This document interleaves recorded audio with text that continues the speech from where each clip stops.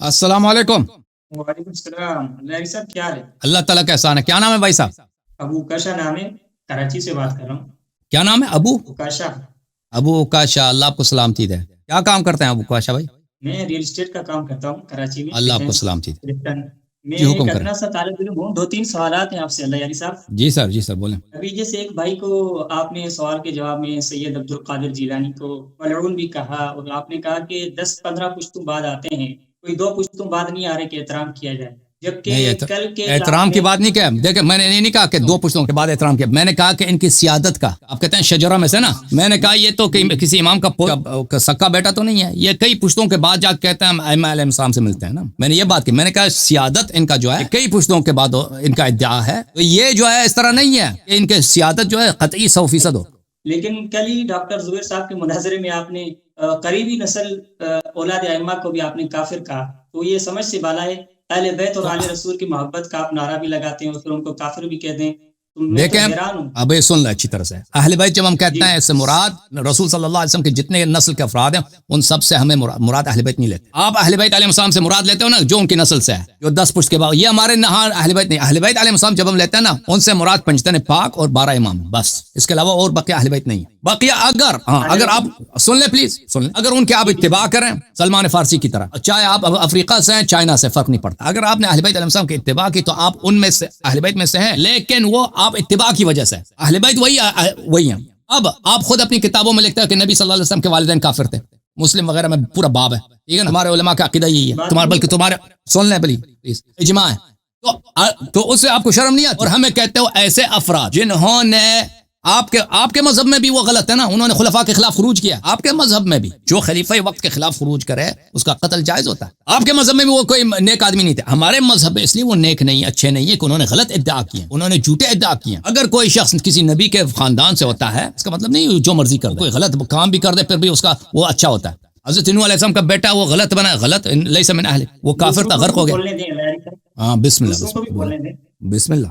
جیسے آپ ابھی کہا کہ انہوں نے غلط دعویٰ کیا جائے سید وہ کافر ہیں، تو بات یہ ہے کہ صحیح دعویٰ کرنے والے کون ہوں گے؟ جیسے ڈاکٹر زبیر صاحب نے بھی آپ سے پوچھا تھا، آپ نے اس کو تو ثابت نہیں کیا نصوص سے. حالانکہ ڈاکٹر زبیر صاحب کا یہ دعویٰ تھا کہ ان کے بارے میں آپ کے مذہب میں یہ ہے کہ ان کو جنت کی بشارتیں آپ کے اماموں نے دی. تو جنت کی بشارتوں والے نعوذ باللہ کافر کون ہے جس کو دیکھے بھائی صاحب جو امامت سے منحرف لوگ ہیں ان کی جنت کی کوئی بشارت، یہ بھی ان کی اغلاط میں سے ہے، ٹھیک ہے نا. صرف زید کے متعلق ہے. زید کے متعلق 2 قسم کے روایات ہیں میرے عزیزو، اچھی طرح سے جان لو. شیخ کتب میں ایک روایات ہے اس کی مذمت پر ہے، ایک روایت ہے اس کی تعریف میں. وہ سب روایت اس پہ متفق نہیں ہے. جو روایات اس کی مذمت میں وہ سب صحیح ہیں. جو زید کے مذمت میں جو اس روایات کی طرف وہ اشارہ، پلیز سن لو میرے بھائی.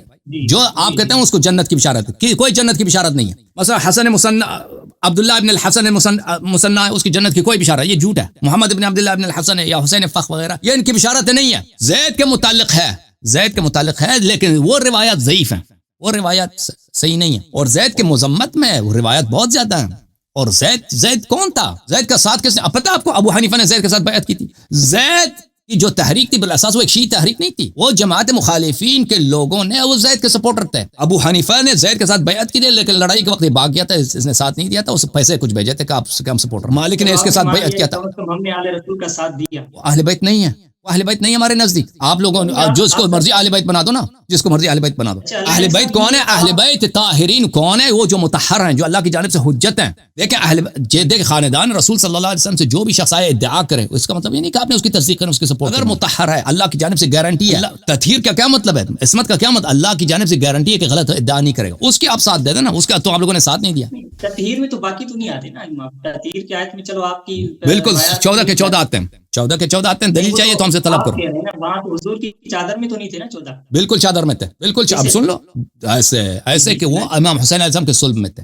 یہ آئے جو باقی نہیں تھے، باقی مشمول نہیں ہے نا. دیکھیں میں آپ کو دکھا دیتا ہوں. کیوں شامل نہیں؟ آپ کیسے نکال سکتے ہیں؟ صلب میں تو سب تھے نا جن کو آپ کافر بھی کہہ رہے ہیں. ان کو اللہ نے مطہر نہیں کیا نا، مطہر نہیں کیا. دیکھیں وہ جو میں آپ کو بتا دیتا ہوں. اگر آپ شیعہ عقیدہ جاننا چاہتے ہیں کہ آئے تطہیر میں بقیہ ائمہ علیہ السلام کیسے مطہر ہیں، دیکھیں سن. یہ کتاب ہے، کتاب سلیم بن قیس ہلالی رحمۃ اللہ علیہ، جز نمبر 1. یہاں پہ ملاحظہ فرمائے کتاب حدیث 11. یہ حدیث کافی لمبی ہے، صفحہ نمبر 46 میں ایھا الناس اتعلمون، امام علی علیہ السلام نے عثمان کی خلافت کے دوران وہاں پہ صحابہ سے گفتگو کرتے ہوئے کہا اے لوگو جانتے ہو کہ اللہ تعالیٰ انزل فی کتاب، اللہ نے یہ آیت قرآن میں نازل کی ہے، انما یرید اللہ لیذھب عنکم الرجس اہل البیت فجمعنی وفاطمۃ وابنی حسن وحسین، رسول اللہ صلی اللہ علیہ وسلم نے مجھے جمع کیا، میرے دو بیٹوں کو اور حسن حسین علیہ السلام کو جمع کیا، ثم القى علینا کساء، پھر ہم پہ کساء ڈالا ہے، کملی ڈالی ہے، وقال هؤلاء اہل بیتی، فرمایا یہ میرے اہل بیت ہے۔ پھر اس کے بعد مزید تعریفیں اہل بیت علیہ السلام کی۔ ام سلمہ نے عرض کیا وانا یا رسول اللہ، میں بھی اہل بیت میں سے ہوں۔ فقال انت الی خیر،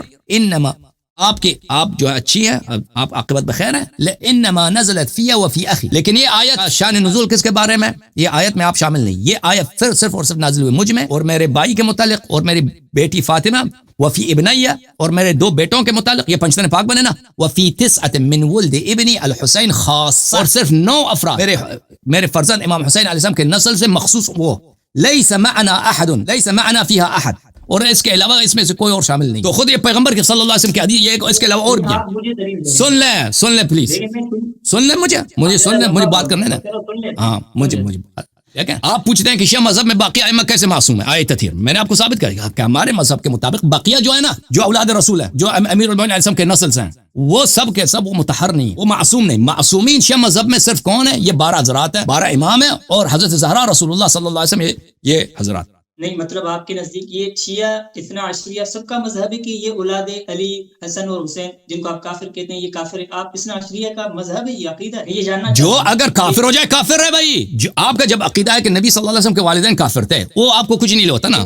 اگر دیکھیں، اجازت دیں، اگر اولاد، میں آپ کو ایک منٹ میں آپ کو دکھا دیتا ہوں بھائی، ایک منٹ میں آپ کو حدیث دکھا دوں تو پھر آپ کو، اگر کوئی بھی شخص ہو دنیا میں بھائی صاحب، وہ فرق نہیں کرتا کہ وہ سید ہے۔ سید اگر شراب، بھائی آپ مجھے بتاؤ، سید اگر شراب پی لے، بھائی سید اگر شراب پی لے، اولاد امام، اولاد نبی صلی اللہ علیہ وسلم شراب، وہ ہے فسق ہے یا نہیں ہے؟ فسق ہے یا نہیں ہے؟ سنیں میں کہہ رہا ہوں، وہ اگر کوئی کافر ہوگا تو اسلام کو، قرآن کو نہ ماننے کی وجہ سے ہوگا نا۔ نہیں،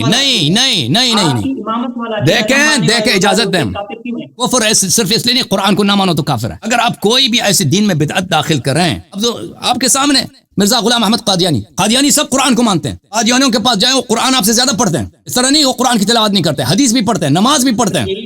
ہاں اجازت دیں مجھے بات کرنے کی۔ دیکھیں مجھے مختصر بتائیں نا کہ یہ ہمارا عقیدہ ہے تمامی مذہب کا، صرف میرا نہیں، کہ یہ تمامی آل علی، آل حسن، آل حسین کافر تھے جنہوں نے دعویٰ۔ اب بھائی یہ آپ کی جہالت ہے کہ وہ سب کے سب انہوں نے امامت کے، بھائی سن لو پہلے تو امام نے کب کہا کہ انہوں نے سب نے آل علی، آل حسن، آل حسین، سب نے امامت کا ادعا کیا؟ یہ جھوٹ ہے، یہ تہمت ہے، بہت۔ اجازت دیں، اس دو میں جملے میں بڑا فرق ہے۔ کچھ لوگوں نے ادعا کیا ہے اور آپ کہتے ہیں کہ سب کے سب یہ کافر تھے۔ ہم نے کبھی نہیں کہا کہ پلیز مجھے بات کرنے دو، پلیز مجھے بات کرنے دو۔ آپ ایک غلط ادعا کرتے ہو، ایک غلط شک ہے، غلط امیج دیتے ہو، اور آپ کے علماء بھی یہی کرتے ہیں، اور آپ کے وہ شیخ صاحب بھی، ڈاکٹر زبیر صاحب بھی کر رہے تھے۔ یہ تو کہتے ہیں کہ پورے ان کے پورے وہ سب کافر تھے۔ بھائی ہم نہیں کہتے، اور نہ یہ تاریخ یہ کہتی ہے کہ وہ سب کے سب انہوں نے غلط امامت کے ادعا کیے، کچھ لوگوں نے کیے ہیں، اور یہ ایک بہت طویل عرصہ۔ پلیز سن لو، پلیز مجھے بات کرنے دو، آپ بتائیں نا کون ہے وہ، پلیز مجھے بات کرنے دو، میں دے دوں گا، آپ مجھے بات کرنے دو۔ ایک سوال کیا نا، اس کا رد لے لو، پھر جواب سوال مزید کرو۔ ایک طویل عرصہ ہے رسول اللہ صلی اللہ علیہ وسلم کے وفات کے بعد، امیر المومنین علیہ السلام کی شہادت کے بعد، امام حسین علیہ السلام کی شہادت کے بعد، اور حضرت امام زین العابدین علیہ السلام کی شہادت کے بعد، یہ طویل عرصہ ہے، سنہ 260 تک کہ امام زمان علیہ الصلوۃ والسلام کی غیبت کبریٰ واقع ہوتی ہے، اور اس کے بعد بھی اس طرح نہیں، غیبت کبریٰ کے بعد، غیبت صغریٰ کے بعد امامت کے جھوٹے مدعی ختم ہو گئے۔ اس طویل عرصے میں کچھ افراد نے امامت کے ادعا کیے، اور انہوں نے کبھی یہ ادعا نہیں کیا کہ منصوص ہیں، یہ بات یاد رکھو، انہوں نے کبھی عصمت کا ادعا نہیں کیا، انہوں نے وہی ادعا کیا جو ابوبکر عمر نے ادعا کیا کہ ہاں ظاہری طور پر آپ کے خلیفہ، ہمیں حکومت کرنے کا حق ہے۔ انہوں نے ایک دنیاوی حکومت امامت کا ادعا کیا ہے، اور وہ بھی امام معصوم کے ہوتے ہوئے، اور ان کو پتہ تھا کہ ان کو یہ حق نہیں ہے۔ انہوں نے باطل ادعا کہ کیا یہ فسق ہے؟ بالکل فسق ہے، یہ کفر ہے، بالکل یہ کفر ہے۔ اس کی وجہ سے کہ اگر کوئی شخص امام علیہ السلام کے نسل سے وہ باطل ادعا کرے، اس کو چھوٹ ملتا ہے، یہ بالکل اس کی کوئی گنجائش نہیں ہے۔ جو دیکھیں اللہ کی شریعت سب کے لیے، اب کوئی بڑی بات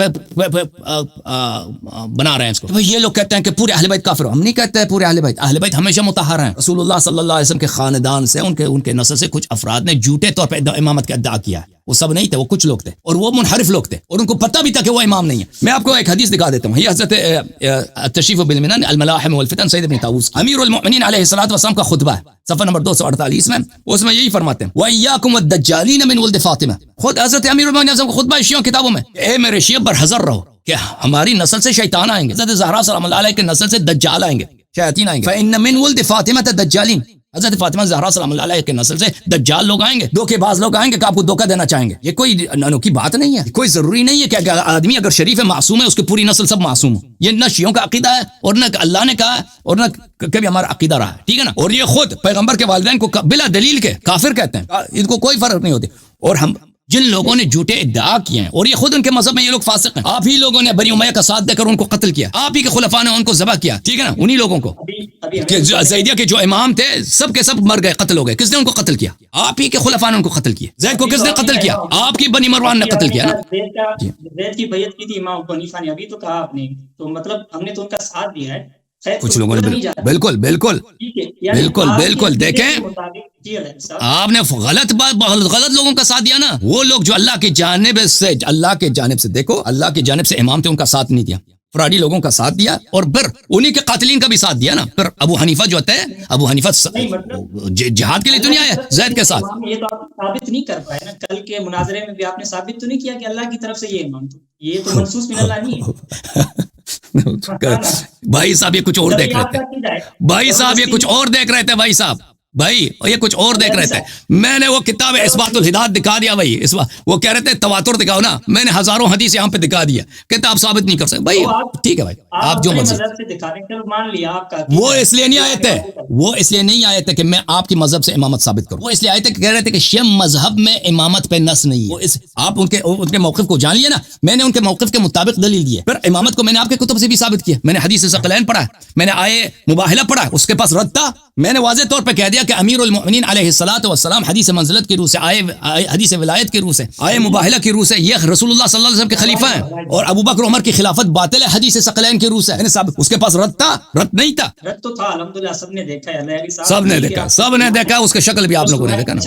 چلو یہ موضوع تو آپ نے واضح کر دیا کہ آپ کا عقیدہ ہے کہ بعض چلو وہ رد اس کا ابو بکر عمر کا کوئی خلافت دکھاؤ نا، کوئی دلیل دکھاؤ نا. تم سنیں نا بات، مجھے کرنے دینا. آپ کے مشائخ کو میں نے کہہ دیا بھائی، او بھائی دیکھو اس سے زیادہ ان کے مذہب کے بطلان کی کیا دلیل. میں نے کہہ دیا کہ تم ابو بکر عمر خلافت کو چھوڑ دو، ان کی تقوی کو چھوڑ دو، ان کی فضا کی افضل ہیں یعنی اس کی دلیل کو، اس کا صرف اسلام ثابت کرو نا. میں پاکستان آؤں گا تم مجھے ذبح کر دینا. میں سپاہی صحابہ کا جو ہیڈ کوارٹر ہے وہاں جاؤں گا تاکہ تم مجھے ذبح کر دو. میں اپنا نام بھی چینج کروں گا، غلام عائشہ رکھ دوں گا. میں نے کہا ابھی تک تمہارا کوئی مرد پیدا ہوا ہے اس کا اسلام ثابت کرنا؟ کہتے ہیں وہ جی.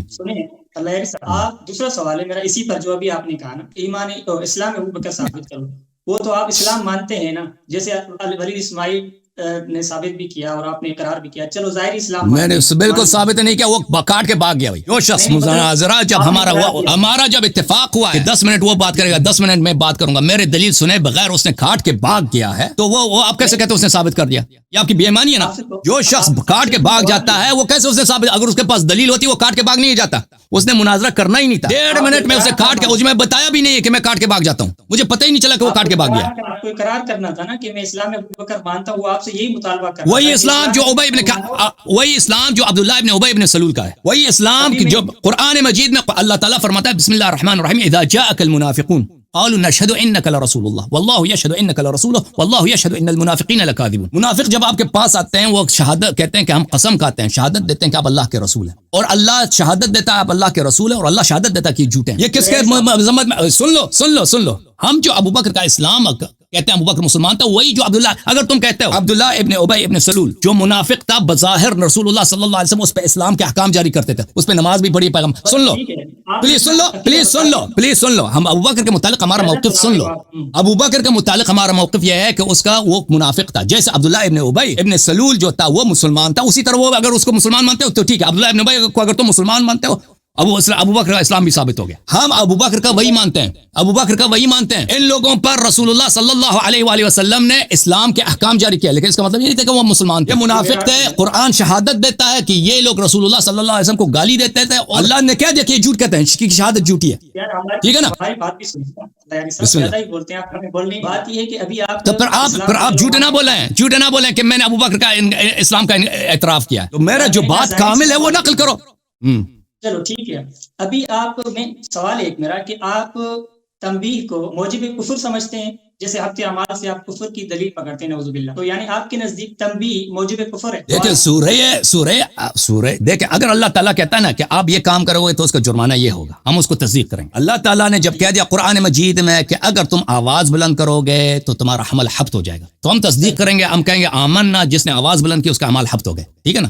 یہ تنبیہ کس کو بولتے ہیں؟ اجازت دو بات کرنا، سوال کرو، سوال کیا سن لو، تنبیہ کس کو بولتے ہیں؟ یعنی خبردار کرنا، خبردار، تو اس کے بعد پلیز سن لو، پلیز سن لو، پلیز سن لو، پلیز سن لو، ٹھیک پلیز سن لو۔ اللہ تعالیٰ نے کہا کہ تمہیں پتہ ہو یا نہ ہو اس کی سزا یہ ہے، تمہیں پتہ ہو یا نہ ہو اس کی سزا یہ ہے کہ تمہارا عمل حبط ہو جائے گا اگر تم آواز بلند کرو، ہم اس کی تصدیق کریں۔ ابو بکر اور عمر کو پتہ تھا یا نہیں تھا اس کے عمل حبط ہو جائیں گے، ان کے عمل حبط ہو گئے، ہم اس کی تصدیق کرتے ہیں۔ اب میں جواب دوں حضرت؟ جواب وہاں پہ انہوں نے جب آواز اونچی کی، آپ بخاری سے روایت پیش کرتے ہیں، اس بخاری کی روایت میں لکھا ہوا ہے اس کے بعد اتنی ہلکی آواز ہوتی تھی کہ رسول اللہ صلی اللہ علیہ وسلم کو بار بار پوچھنا پڑتا تھا، دوبارہ پوچھنا پڑتا تھا کہ کیا بولا ہے آپ؟ تو مطلب جب اللہ نے تنبیہ کی اس کے بعد تو انہوں نے آوازیں اونچی نہیں کی ہے نا، تو آپ کے نزدیک اگر سنیں مجھے بولنے دیں، ایک منٹ، تو موجب تنبیہ موجب کفر ہے آپ کے نزدیک نعوذ باللہ، تو میں آپ سے سوال کر رہا ہوں کہ یا ایھا النبی لم تحرم ما احل اللہ، تو نعوذ باللہ پھر تو آپ کے عقیدے کے مطابق حضور بھی اللہ کے حلال کردہ کو حرام کرتے تھے، پھر نعوذ باللہ پھر یہاں کیا بولیں گے آپ؟ اب سن لو، دیکھو ان کا طریقہ کار یہی ہے، ابو بکر عمر کو بچانے کے لیے رسول اللہ صلی اللہ علیہ وسلم کو کافر بھی بنا دیں گے، ٹھیک ہے نا؟ ابھی آپ نے کیا، ابھی آپ نے سب کیا، ابھی سن لو، ابھی میری بات، ابھی آپ نے سوال کیا نا، ابھی جواب سن لو۔ دیکھو جب اللہ نے یہ، ان کے پاس کوئی فرار نہیں ہے ابو بکر عمر کے حبط اعمال سے بچانے کے لیے، ان کے پاس ہاں مکر رنگ ہے، فریب ہے، وہ فریب کیا کہ ان کو پتہ نہیں تھا۔ اب بات کرنے دو بھائی، میری سب باتیں غلط لیکن مجھے کہنے دو، میری بات اگر کاٹو گے تو میں آپ کے ساتھ گفتگو نہیں کروں گا، ٹھیک ہے نا؟ صحیح ہے،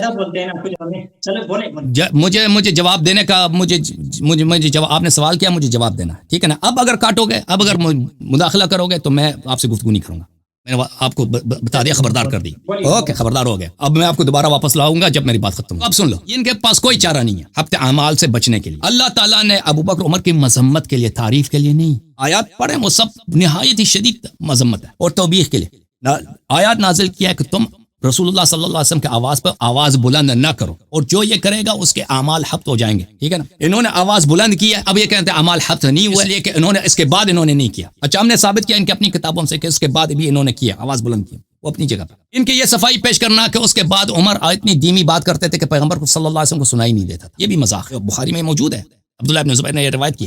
یہ کوئی احترام نہیں ہے کہ آپ کسی بڑے آدمی سے اس طرح بات کریں کہ اس کو سنائی نہ دے اور وہ آپ کو پوچھنا پڑے دوبارہ اس کو۔ یہ بھی ایک مذاق اڑانا ہے رسول اللہ صلی اللہ علیہ وسلم کی شریعت کا اور قرآنی آیات کا۔ آپ نے دیکھا بھی کہ آپ مثلا کسی بڑے آدمی کے پاس جائیں، اتنی آواز سے بار بار اس سے بات کریں نا، ایک دفعہ بھی نہیں، بار بار جب اس سے بات کرتے ہیں اس کو ایسی بات کریں اس کو سنائی نہ دے، اس کو پوچھنا پڑے کہ تم کیا کہہ رہے ہیں۔ یہ احترام کا کوئی طریقہ، احترام کا طریقہ کار وہی ہے جو قرآن نے بتایا، ان الذین یغضون اصواتهم عند رسول اللہ صلی اللہ علیہ وسلم اولئک الذین امتحن اللہ قلوبهم للتقوی۔ رسول صلی اللہ علیہ وسلم کے سامنے آواز دھیمی رکھو، لیکن اتنا نہ کہ اس کو سنائی نہ دے۔ اور یہ کسی بھی شریعت میں قرآن نے یہ حکم تو نہیں دیا کہ اس طرح بات کرو کہ پیغمبر کو سنائی بھی نہ دے، قرآن نے تو کبھی نہیں کہا نا، یہ بھی تو مذاق اڑانا ہے ایک آدمی کا، اذیت کرنا۔ تو یہ جو آپ صفائی پیش کر رہے ہیں دراصل صفائی نہیں ہے، اس شخص کا مذاق اڑانا ہے نبی صلی اللہ علیہ وسلم کا۔ جو صفائی یہ ہے کہ ان کو پتہ نہیں تھا، کیا چیز پتہ نہیں تھا بھائی اس کو؟ دیکھیں رسول صلی اللہ علیہ وسلم کے نبی ہیں، یہ پتہ نہیں تھا بھائی نبی، یہ پتہ نہیں تھا کہ کسی بڑے آدمی کے سامنے، بالخصوص اگر وہ نبی ہے، اس کے سامنے بلند آواز بات کریں یہ بے ادبی ہے، یہ پتہ نہیں تھا، پتہ تھا۔ اس کی دلیل کیا ہے؟ قرآن نے خود کہتے ہیں ان الذین یغضون، اسی وقت وہاں پر ایسے لوگ تھے جو اپنی آواز دھیمی رکھتے تھے۔ اللہ نے اسی وقت جب ابو بکر عمر کی مذمت نازل کی، ان لوگوں کی تعریف کی ہے جو آواز دھیمی رکھتے ہیں۔ تو لوگوں کو پتہ تھا کہ آواز دھیمی رکھتے ہیں، اور ہمیں پتہ ہے یہ ہر کلچر میں یہی ہے، ہر ثقافت میں یہی ہے۔ آپ امریکہ میں آ جائیں، چائنا چلے جائیں، عرب میں چلے جائیں، روس میں چلے جائیں، بڑے آدمی محترم شخص کے سامنے آواز بلند نہیں کرتے۔ یہ سابق بھی تھے، یہ ہمارے زمانے میں بھی یہی ہے۔ نبی پیغمبر نبی ہیں صلی اللہ علیہ وسلم، پتہ تھا نبی کا احترام واجب ہوتا ہے، یہ پتہ تھا ان لوگوں کو۔ اور یہ کہ بڑے آدمی کے سامنے، بالخصوص اگر وہ نبی ہے، اس کے سامنے آواز بلند نہ کریں، اگر آواز بلند کریں گے ایک بے احترامی بھی، وہ یہ بھی پتہ تھا، یہ قرآن کی روح سے ثابت ہے، یہ پتہ تھا۔ اس کے باوجود انہوں نے آواز بلند کی، کیا نہیں معلوم تھا بھائی اعمال حبط ہو جائیں گے، ٹھیک ہے، اس سے پہلے یہ آیت نہیں تھا کہ اعمال حبط ہو جائیں گے، نہیں تھا، لیکن اس کے فرق نہیں پڑتا، کیونکہ قرآن نے فرمایا وَأَنْتُمْ لَا تَشْعُرُونَ، آپ کو پتہ بھی نہ ہونا۔ قرآن نے جب کہہ دیا کہ اگر پتہ بھی نہیں ہے تو اعمال حبط ہو جائیں گے، قرآن نے خود جب عذر سب ختم کر دیا کہ اس کے اعمال حبط ہوتے، ان کے اعمال حبط ہو گئے، ان کے اعمال حبط ہو گئے۔ تو یہ ہے آپ کا حبط اعمال کا۔ اور اب پیغمبر پہ جو انہوں نے تہمت لگا دی، یا ایھا النبی لما تحرم ما احل اللہ لک تبتغی مرضات ازواجک، کہ پیغمبر صلی اللہ علیہ وسلم نے تو بھی کیا ہے، ہیں اگر ابو بکر عمر نے کیا یہ کیا ہے کہ پیغمبر صلی اللہ علیہ وسلم کے سامنے ایسا فعل انجام دیا ہے تو نبی نے بھی ایسا کیا ہے, نبی نے بھی حلال کو حرام بنا دیا. سبحان اللہ سبحان اللہ, نستجیر باللہ نستجیر باللہ. یہ تمہارا فہم ہے قرآن سے. قرآن یہی کہہ رہا ہے پیغمبر صلی اللہ علیہ وسلم نے حلال کو حرام بنا دیا, حرام کو حلال بنا. دیکھیں رسول اللہ صلی اللہ علیہ وسلم کے نے قسم کھایا کہ یہ میری کنیز ہے, میں اس کے پاس نہیں جاؤں گا. یہ بالکل جائز ہے, حرام نہیں ہے کہ پیغمبر صلی اللہ علیہ وسلم کوئی بھی شخص اگر اس کی کوئی مال ہے, میرا پین ہے, ٹھیک ہے نا, میں کہتا ہوں میں اس پین کو استفادہ نہیں کروں گا, میں اس پین کو یوز نہیں کروں گا, یہ کوئی حرام ہے بھائی, میرا پین ہے, میں اس کو 10 سال کے لیے یوز نہیں کرتا, 10 سال کے بعد یوز کروں گا, میں نے وہ عہد کر لیا میں نہیں کروں گا. یہ کوئی نہ میں نے کسی حلال کو حرام بنایا نہ کسی حرام کو حلال, شریعت میں نے چینج نہیں کیا, یہ شریعت میں جائز ہے میرے لیے, نبی صلی اللہ علیہ وسلم کے لیے بھی جائز ہے. نبی صلی اللہ علیہ وسلم کے لیے جائز ہے کہ وہ اپنی کنیز کے پاس نہ جائے, جو اس کی مرضی کنیز ہے, کوئی واجب نہیں ہے کہ اس کے پاس چلے جائے. نبی صلی اللہ علیہ وسلم نے حلال کو حرام نہیں بنایا, حرام کو حلال. انہوں نے ایک جائز چیز جو شریعت میں ہے کہ وہ عہد کر لیں, اللہ سے قسم کھا لیں کہ میں اس کنیز کے پاس نہیں جاؤں, اس سے بستر نہیں ہو جاؤں گا, اس کے قریب نہیں جاؤں گا. یہ ان کے لیے بالکل جائز. یہ کس لیے کیا تھا, کیونکہ ان کے 2 زوجہ عائشہ حفصہ نے ان کے خلاف کام کیے تھے, بخاری میں موجود ہے, مسلم میں موجود ہے, تظاہر کیا تھا دشمنی کی. یہ جو آیا ہے یہ نہیں کہہ رہا کہ پیغمبر صلی اللہ علیہ وسلم نے حلال کو حرام بنایا. پیغمبر صلی اللہ علیہ وسلم نے اپنے لیے, دیکھیں میں اگر کہتا ہوں میں پین کو یوز نہیں کرتا, میں اپنے آپ کو اس پین سے محروم رکھتا ہوں. میں نے اس پین کو اپنے لیے ممنوع قرار دیا, محرم قرار دیا. پیغمبر صلی اللہ علیہ وسلم نے اس زوجہ کو اپنے لیے قسم کھا کے اس کنیز کو اپنے لیے حرام قرار دیا.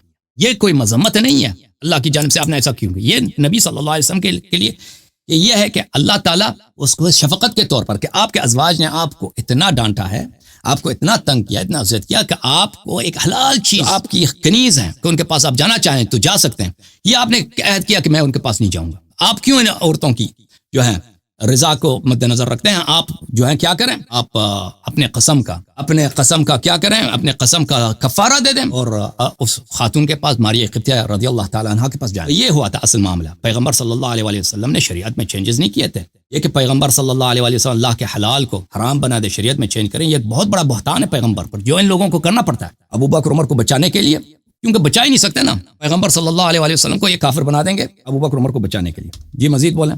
لہری صاحب, ایک تو آپ لمبی تقریر کرتے ہیں اور اپنی طرف سے ہم پر الزامات بھی تھوپتے ہیں, چلو یہ آپ کی اپنی ثوابدید ہے. بات یہ کہ نعوذ باللہ ثم نعوذ باللہ حضور پاک کے لیے کوئی اس طرح کہے کہ وہ اللہ کے حلال کو حرام کرتے, تو یہ تو صریح کفر ہے. لیکن یہاں پہ آپ نے وہی پاکیزہ استدلال کیا جو ہم وہاں سے مراد لیتے ہیں نا حضور پاک صلی اللہ علیہ وسلم کے لیے. بات ادھر تنبیہ پر آپ کفر کا حکم لگا رہے ہیں نعوذ باللہ, اور یہاں پاکیزہ تعویلات کر رہے ہیں جو کہ ہونی بھی چاہیے اور ہمارے ایمان کا تقاضا ہے, اور یہی تشریح یا تفسیر بہتر کی ہے آپ نے. سن رہے ہیں آپ لہری صاحب؟ جی سن رہا ہوں.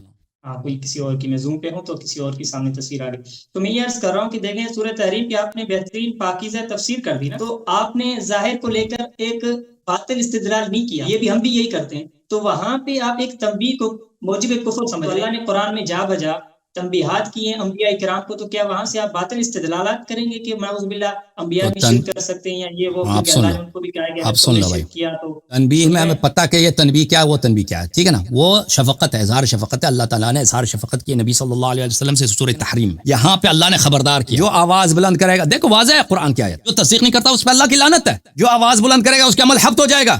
یہ قرآن کی آیت ہے یا نہیں ہے؟ جو نبی صلی اللہ علیہ وسلم پہ آواز بلند کرے گا اس کا عمل حبط ہو جائیں گے, ہے کہ یہ نہیں؟ تنبیہ یہی ہے کہ نہیں ہے؟ اللہ تعالیٰ نے تنبیہ فرمائی, اس کے بعد آوازیں نیچے. اور بھائی تنبیہ یہی ہے نا, تنبیہ یہی ہے کہ جو آواز بلند کرے گا اس کے اعمال حبط ہو جائیں گے. یہ کیا نہیں کیا؟ ایسا نہ ہو کہ حبط ہو جائیں. صحیح ہے, صحیح بات, صحیح ہے نا, صحیح ہے. اور یہ بھی فرمایا آپ کا عمل حبط ہو جائے گا. آپ کو پتہ ہو یا نہ ہو آپ کا عمل حبط ہو جائیں گے. ان لوگوں کو پتہ تھا بھائی, ان لوگوں کو پتہ تھا کہ یہ پیغمبر ہیں, ان کو پتہ تھا پیغمبر کی عزت کرنی چاہیے, ان کو پتہ تھا کسی عظیم انسان کی بے عزتی اس میں ہوتی ہے کہ اس کے سامنے آپ شور شرابہ کریں. سن لو بھائی, اس کے باوجود, بالکل اس کے باوجود انہوں نے, میری بات ختم ہو تو بولے نا, میں خاموش ہو جاؤں گا بھائی. جب آدھا منٹ بھی نہیں دیتے اوکے, خدا حافظ. آپ کا میں نے آپ کو بار بار خبردار کیا کہ آپ مجھے میری بات نہ کاٹا کریں نا. وہ آپ کے پاس کیونکہ دلیل نہیں ہوتی, وہ آپ مجھے بار بار کاٹ رہے ہیں. جب نبی صلی اللہ علیہ وآلہ وسلم ابھی جو جس جرم کی مذمت کے لیے اللہ نے نازل کیا آیا, آپ کے عمل حبط ہو جائیں گے بھائی. جس کی مذمت میں یہ نازل ہوئی اس کا عمل کیسے حبط نہ ہو؟ آپ کہتے ہیں بعد میں نہیں کیا. ابھی آپ دیکھیں, آپ ایک دفعہ زنا کریں نا تو آپ پہ سنسار کا جرم ہے, آپ کہتے ہیں بعد میں ہم نہیں کریں گے, اس سے کوئی فرق نہیں پڑتا. آپ نے ابھی زنا کیا نا, ختم ہے. آپ نے نبی صلی اللہ علیہ وسلم کی بے احترامی کی ہے, اور آپ کو پتہ تھا کہ بے احترامی نہیں کرنی چاہیے. اور یہ سب مسلمانوں کا اجماع ہے کہ نبی صلی اللہ علیہ وسلم کی بے حرمتی کفر ہوتی ہے. آپ کیا آپ آئندہ جا کے نہیں کریں گے. وہ ان کو پتا تھا, ایسی چیز نہیں تھی کہ ان کو نہیں پتا تھا. میں آپ کے ساتھ گفتگو کرنا چاہ رہا تھا کہ مزید آپ کی باتیں سنو, لیکن اس طرح گفتگو نہیں ہوتی کہ آپ مجھے بات نہ کرنے دیں.